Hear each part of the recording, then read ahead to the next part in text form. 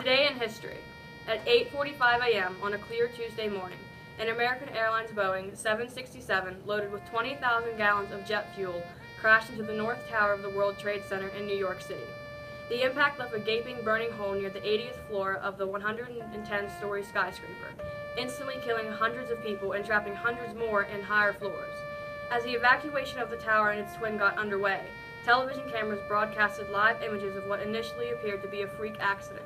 Then 18 minutes after the first plane hit, a second Boeing 767 United States Flight 175 appeared out of the sky, turning sharply towards the World Trade Center, and sliced into the South Tower at about the 60th floor. The collision caused a massive explosion and showered burning debris over the surrounding buildings and the streets below. America was under attack. As millions watched in horror the events unfolding in New York, American Airlines Flight 77 circled over downtown Washington and slammed into the west side of the Pentagon military headquarters at 9:45 a.m. Jet fuels from the Boeing 757 caused a devastating inferno and led to a structural collapse of the portion of a giant concrete building. All told, 125 military personnel and civilians were killed in the Pentagon during along with the 64 people aboard the airline. Less than 15 minutes after the terrorists struck the nerve center of the U.S. military, the horror in New York took a catastrophic turn for the worse when the South Tower of the World Trade Center collapsed in a massive cloud of dust and smoke. The structural steel of the skyscraper, built to withstand winds in excess of 200 miles per hour and a large conventional fire, could not withstand the tremendous heat generated by the burning jet fuel. At 10:30 a.m., the other Trade Center tower collapsed.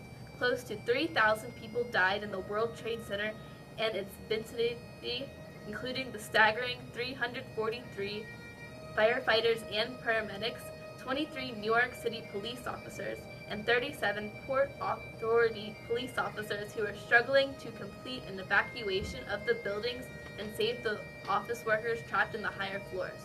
Only 6 people in the World Trade Center towers at the time of their collapse survived. Almost 10,000 other people were treated for injuries, many severe. Meanwhile, a fourth California-bound plane, United Flight 93, was hijacked about 40 minutes after leaving Newark International Airport in New Jersey. Because of the plane had been delayed in taking off, passengers on board learned the events in New York and Washington via cell phone and airphone calls to the ground. Knowing that the aircraft was not returning to an airport as the hijackers claimed, a group of passengers and flight attendants planned an insurrection.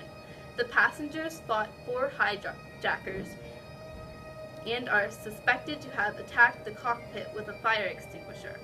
The plane then flipped over and sped toward the ground at an upwards of 500 miles per hour, crashing in a rural field in western Pennsylvania at 10:10 a.m. All 45 people aboard were killed.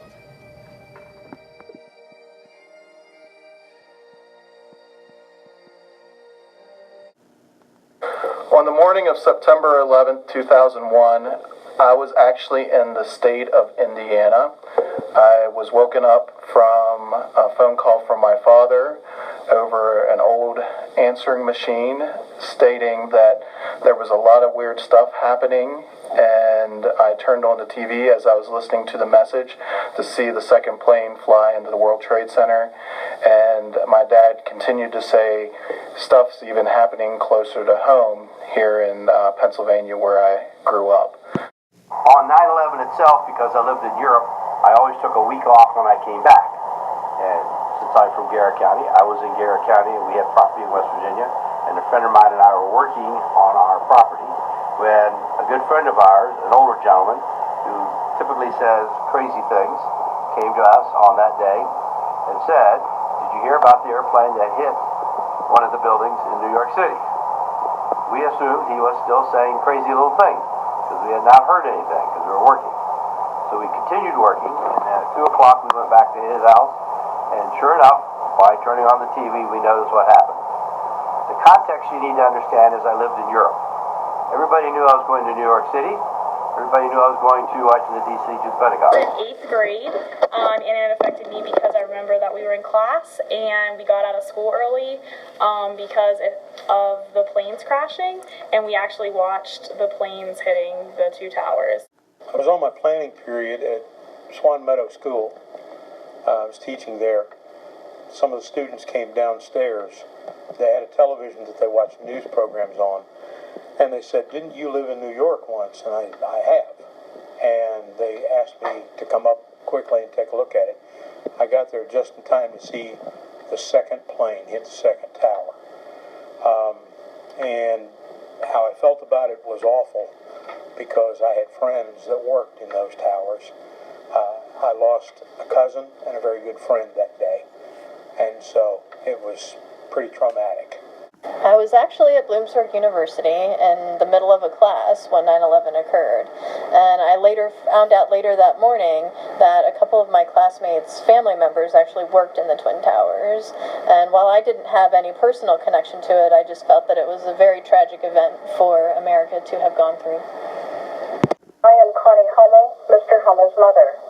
On September 11, 2001, I was seated at my desk in the principal's office of Shanksville High School. At a few minutes after 10 a.m., our building shook from the roof to the foundation as though a huge explosion had happened. Flight 93 had just crashed near our school.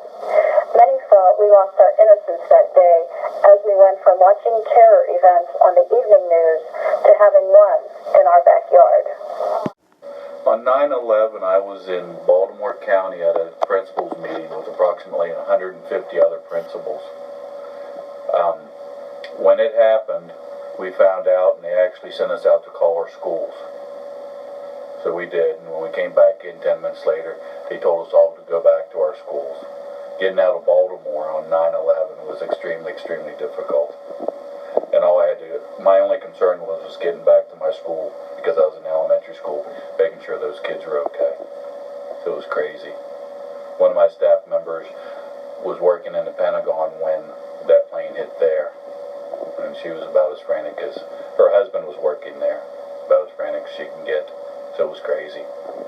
So I'll never forget it. Well, we were actually here in the guidance office, myself, Mrs. Dowds, and Mrs. Martin, and I received a phone call from my mother.